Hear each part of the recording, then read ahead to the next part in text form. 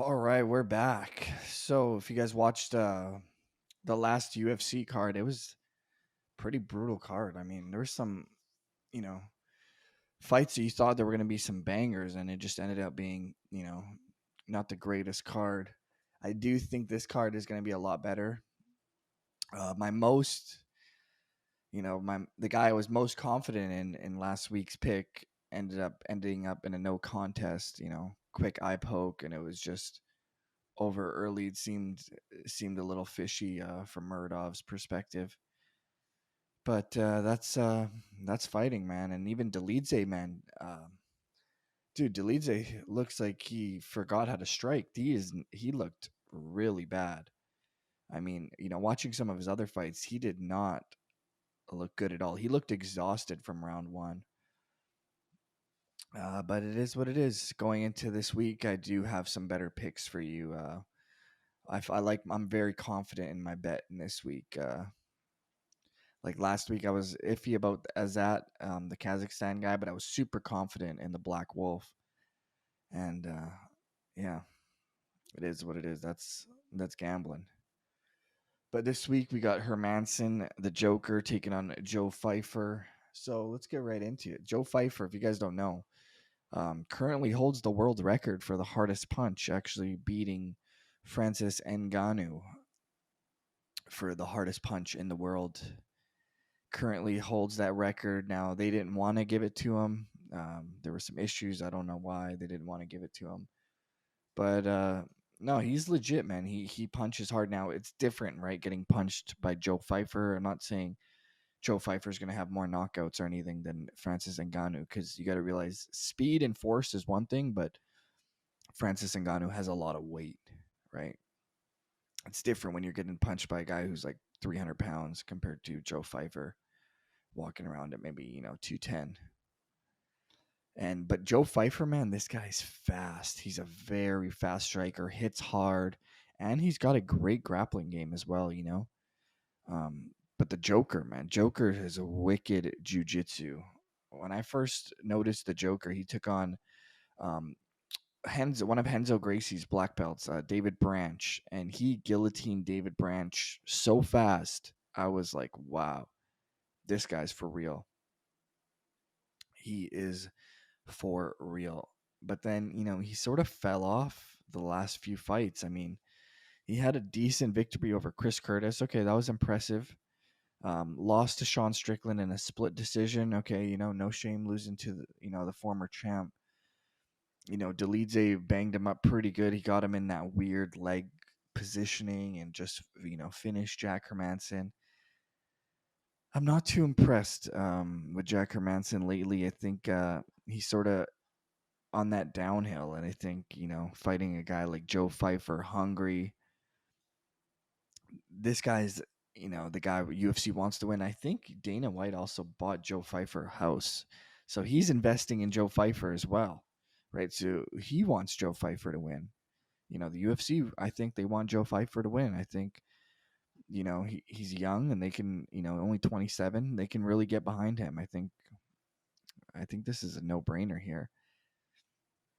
So Joe Fifer had that one slam injury on the Contender Series. I'm not even going to count that, but his last loss was to Jonathan Patty 5 years ago, 4 or 5 years ago, and ended in a guillotine choke. So he got submitted about 4 or 5 years ago, and because the guy he's fighting has incredible guillotines, and that's Jack Hermansson.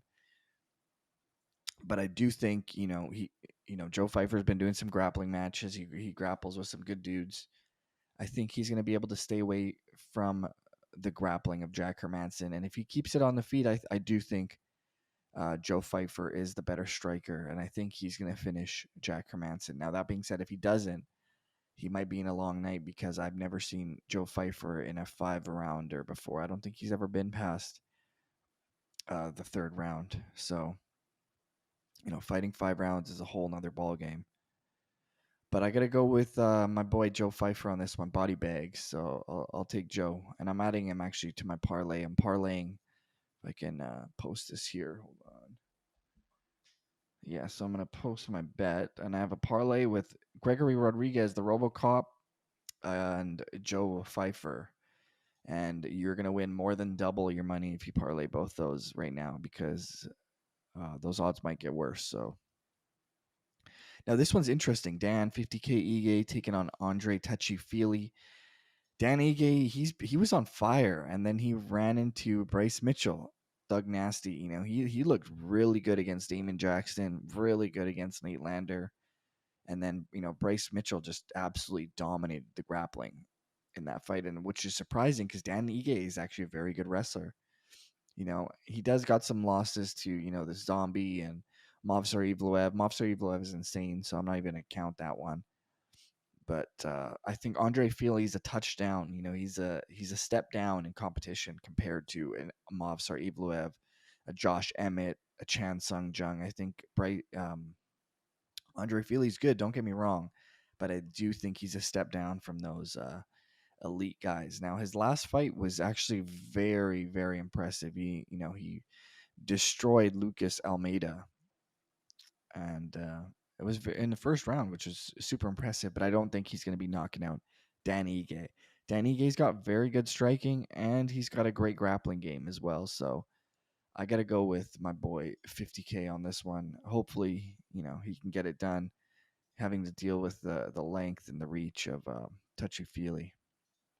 So this one's interesting. This guy's my guy, the RoboCop. I think he's going to destroy Brad Tavares. I don't think Brad Tavares has been impressive to me at all. I mean, even his fight with uh, the All American Chris Weidman, he did not look impressive at all. Like, yeah, he beat Chris Weidman, but I was not impressed at all. And Gregory Rodriguez, he's got 3 wins in his last 4 fights. He got knocked out by Bruno Ferreira, who at the time was undefeated Brazilian. Um, yeah, it's gonna be. I don't know if I think he's gonna absolutely destroy Brad Tavares. He's coming off of some big wins. Gregory Rod, knocked out Chidi Androquani, Anthony Androquani's brother. That was super impressive. And you got Brad Tavares. So Brad Tavares in his last 3 fights, he's got 1 win, and that 1 win was to Chris Weidman, which, Chris Weidman coming off a broken leg, hasn't been competing, older in age, not the same guy. So I'm not too impressed with that. So before that, he fought Bruno Silva, the only guy I believe to, at the time, go to distance with Alex Pereira. And now, he got knocked out by Bruno Silva in the first round. Okay. Before that, he lost to Dricus Duplessis, the current champ of that division. Okay, no shame losing to the number 1 guy in the middleweight division. Won a split decision over Omari Akhmedov. I'm not impressed. I just not impressed with Brad Tavares lately, man. And I think, at 36 years old, you're going in there with a hungry killer like, RoboCop. He's only 31, fighting out of Manaus from the jungles of Brazil. I think Gregory Rodriguez is gonna finish Brad Tavares, and I'm throwing him on my parlay. I like RoboCop, man. He's been looking good, bro. I like it. I'm gonna go with RoboCop all day on that one. Now this one's interesting. Michael Johnson, he's almost got as many losses as he does wins. He's got a lot of experience though. That's a lot of pro fights, almost 50. Um, taking on Darius Flowers, who's got a horrible record, 12 wins, 6 losses. So Michael Johnson's 2-2 in his last 4. He did beat Mark Chikasi, which was, impressive. He won a decision over Mark Chikasi. Darius Flowers coming off a loss to Jake Matthews, the guy who won the Ultimate Fighter in Australia, I believe. But other than that, he I don't even know who he's fought. He fought 1 time on the Contender Series, and then he fought once in the UFC against Jake Matthews, got destroyed. And, I haven't seen him since then. And now he's taking on Michael Johnson. I got to go with the experience on this one. Even odds, surprising. I'll go Michael Johnson, even though he's, getting up there in age. All right, Ihor Pretoria coming down to fight Robert Briggsek. Let's see here. So Ihor Pretoria has got 3 losses in those last 4 fights, and his only win was over Shogun Hua, who is like, been doing the damn thing since the Pride days. So not too impressed with him at all.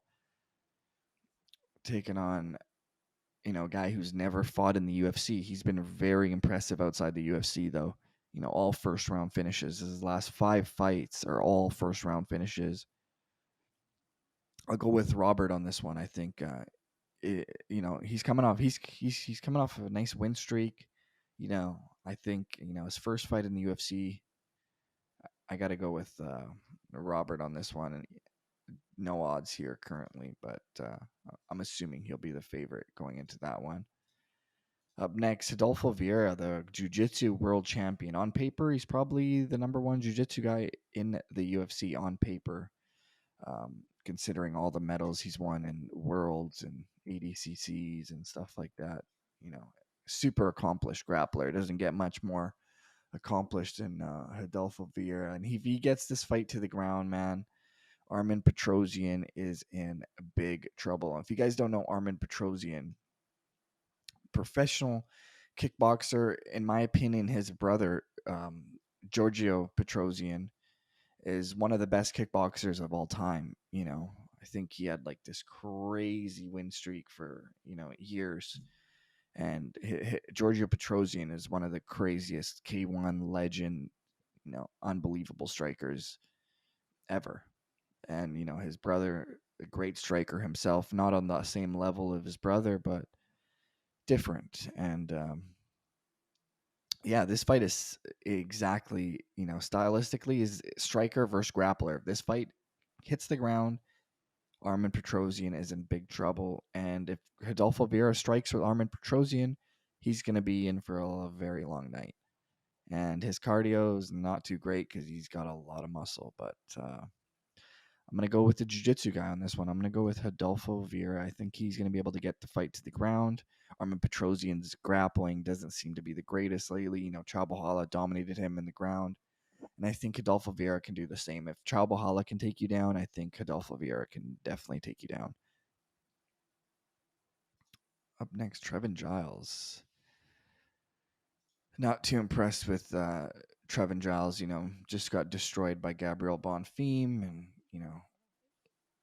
2-2 in his last 2 wins in his last 5 fights. Okay, against Preston Parsons and Luis Kosk.